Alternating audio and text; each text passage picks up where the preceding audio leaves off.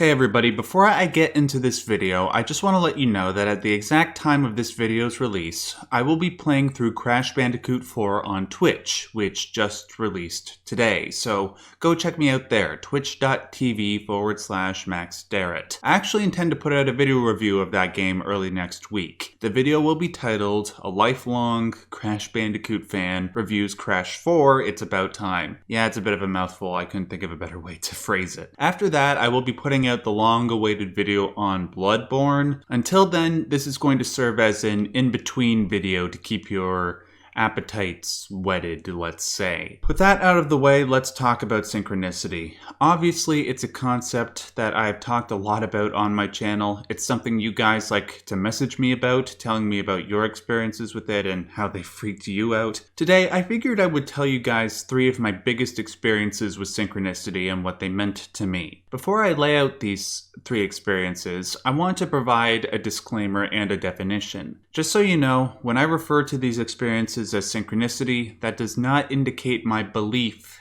in the concept. I call these experiences of mine synchronicity for the sake of convenience. As for the definition of synchronicity, it is an abstract concept used to define something which we would refer to as a meaningful coincidence. Typically, synchronicity happens when an inner image matches up with an outer image. For example, let's say you dream about somebody that you haven't seen for 10 years, and the next day after you have that dream, you run into that person. That is an event characterized by its meaning and its unlikelihood. You can also experience synchronicity by removing the inner image part of the equation and substituting it with something known as a run. I'll use an example from my own life of a run, one that isn't a part of the 3 experiences I'm about to share. A few months ago, I did a video on a chapter from Carl Jung's book, Ion. This was a chapter on the historical figure Nostradamus. A few hours after putting out that video, I was eating dinner with my family and we were watching Jeopardy! The answer to one of the questions was, what is Nostradamus? The chance that I would put out a video on Nostradamus on the same day that I would watch Jeopardy! And see a question about Nostradamus is extremely unlikely. Now that we have a collective understanding of the concept, I will now tell you the first of my 3 stories. On September 1st of this year, a friend of mine named Eliza sent me pictures of a moth that landed on her wall through Discord. She sent these pictures at 11:34 a.m. Eastern Standard Time. 25 minutes later, another friend of mine named Jenny also sent me a picture of a moth. This was significant to me because these 2 women are the only 2 people I talk to regularly. They also don't know each other. Plus, they have never spoken about moths prior to these messages. When this happened, I said to both of them, well,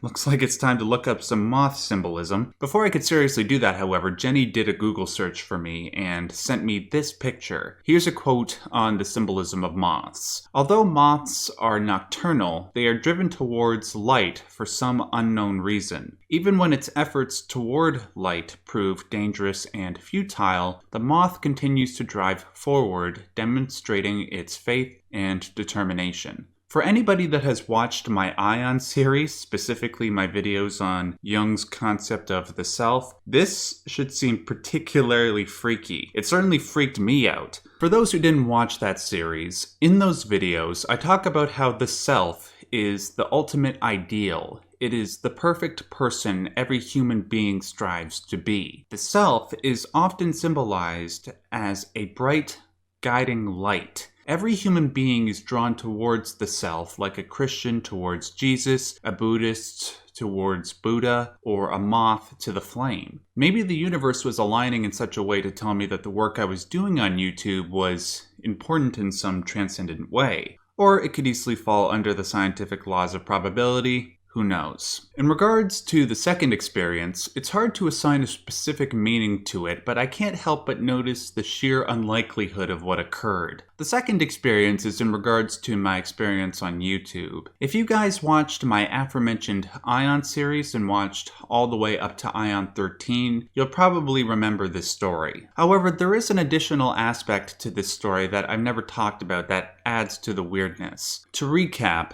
I did a video on a movie called The Lighthouse. I released this video on May 12th. I know that if you go to my channel and look at the release date on that video, it says June, but that's because because I had to re-upload it due to a copyright claim. Anyways, in that video, I noted that the character of Thomas Wake, played by Willem Dafoe, was an analog to the Greek god Proteus. Proteus was well known for his ability to shapeshift, as we see Thomas Wake do so often in the movie. At the same time I was doing research for that video, I was also doing research for Chapter 13 of Ion. In that chapter, Jung makes a reference to Proteus and how his shape-shifting ability reflects the nature of the unconscious mind. When I chose to do a video on the lighthouse, I did not know that Jung mentioned Proteus. This was not at all planned. Moreover, I did not know that the writers of the lighthouse were heavily inspired by Jungian themes. Now let me remind you, the Proteus thing was just a recap of a story I already told.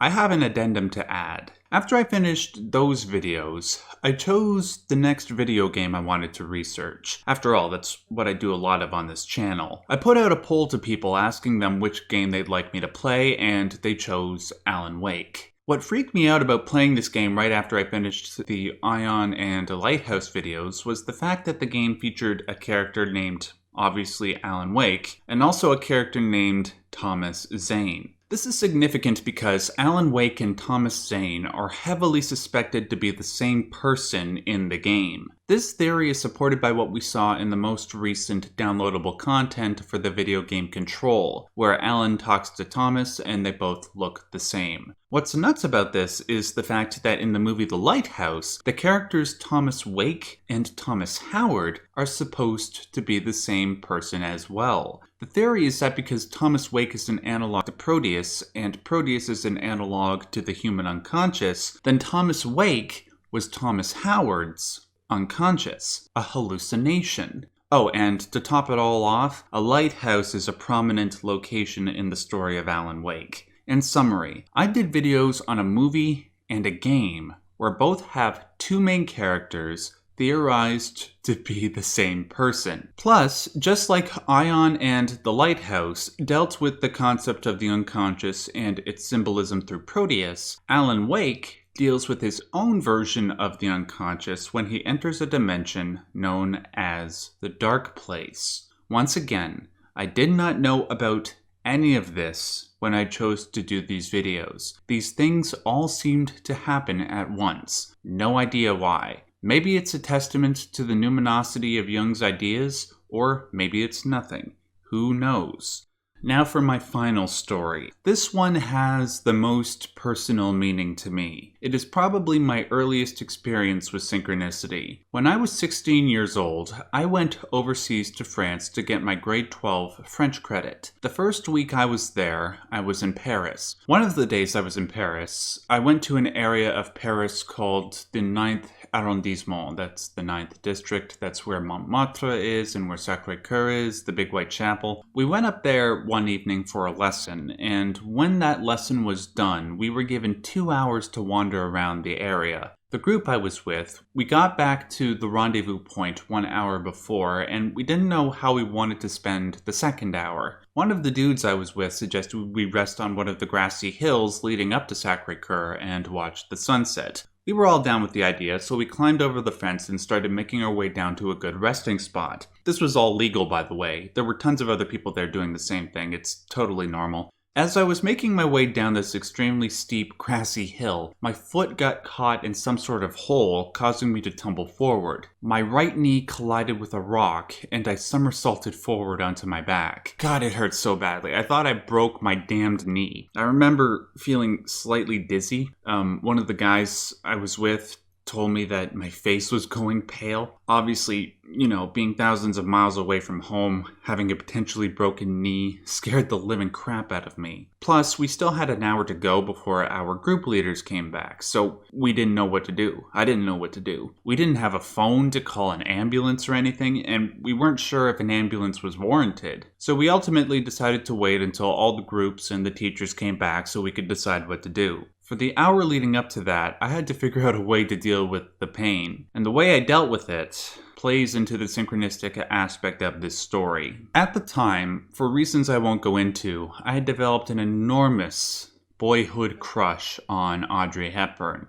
A couple of friends introduced me to her movies and the rest is history. Anyways, I had recently watched Breakfast at Tiffany's for the first time, and as a lot of you know, the famous song from that movie is Moon River, a song that's arguably more synonymous with who Audrey Hepburn was than the movie it was in. As I laid on that grassy hill, I tried to think of something that would calm me, and immediately I thought of Audrey and the song Moon River. So for that entire hour, I just laid on the hill and sang Moon River out loud to myself, no kidding. By the time my group leaders came back, miraculously, my knee wasn't hurting so much anymore, thank God. That meant there likely wasn't any broken bones, and it was probably just a big bruise or something, so I was able to get up and walk again. For a few minutes, while we were walking on level road, I was managing just fine. However, as we walked down the steep roads back into the heart of the city towards the Moulin Rouge, this caused the pain in my knee to exacerbate again. My buddy Sohail, he put my arm around his back and started helping me down the hill, God bless him. This whole time, my face was cast down towards the ground, and I was just repeating to myself,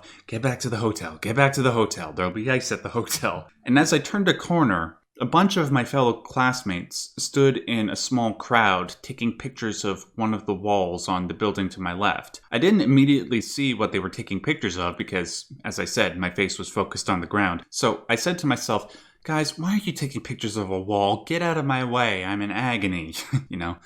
But then I lifted my head up to see what the big deal was, and I saw this. A painting of Audrey Hepburn on the wall. This was one of the weirdest, yet curiously numinous moments of my life. Again, I didn't know what to make of it.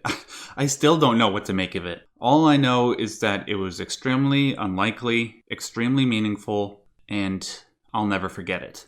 Anyways, what do you guys make of these stories? Do you have your own synchronicity stories you'd like to share? Put them down in the comment section below and let's freak each other out or something. Remember to go check me out on Twitch and follow me on Twitter. I'll put links to both of those at the bottom of the screen and in the description box below. Until next time, you know the drill. Stay yellow.